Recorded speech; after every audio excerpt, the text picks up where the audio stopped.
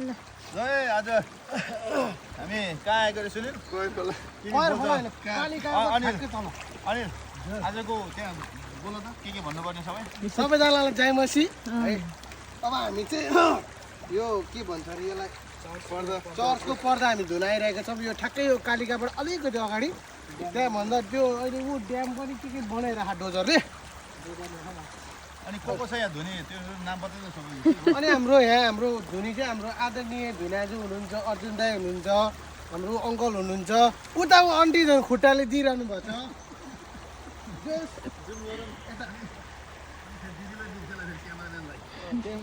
अब क्यामेराम्यान चाहिँ पुरै मोबाइल लिएर बसिरहनु भएको छ। मोबाइल लिएर चाहिँ अति भयो है यहाँ काम गरेर आइरहेको छु। तपाईँहरू पनि यता देखा न मलाई तपाईँलाई पनि तपाईँहरूलाई पनि अब यसरी केही ठुल्ठुलो कपडा सपडा धुनु छ भने आउनुहोस् हाम्रो यति राम्रो खोलामा आएर मजाले कपडा धुनुहोस्, कपडा सफा बनाउनुहोस्, जानुहोस्। हस्त जय मसी। ल जय मसी सबैलाई। ल कस्तो भएको छ अनुभव ड्युटी अङ्कल? राम्रो चलिरहेछ जवानहरूको ड्युटी होइन। अब सरसफाइ कार्यक्रम चर्चको पर्दाहरू सबै क्रिसमस लागे है। अब क्रिसमसको तयारी हुँदैछ चिसो चिसो मौसममा हजुर न्यानो घाममा। ल ठुलो ठुलो लुगा चाहिँ यसरी तिर्पल ओछ्याएर धुनु होला, नयाँ आइडिया।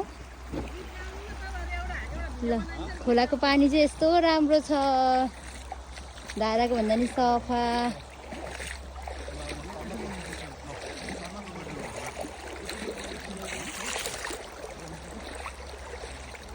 पानी चाहिँ यस्तो राम्रो है बिहान बिहानको घाममा।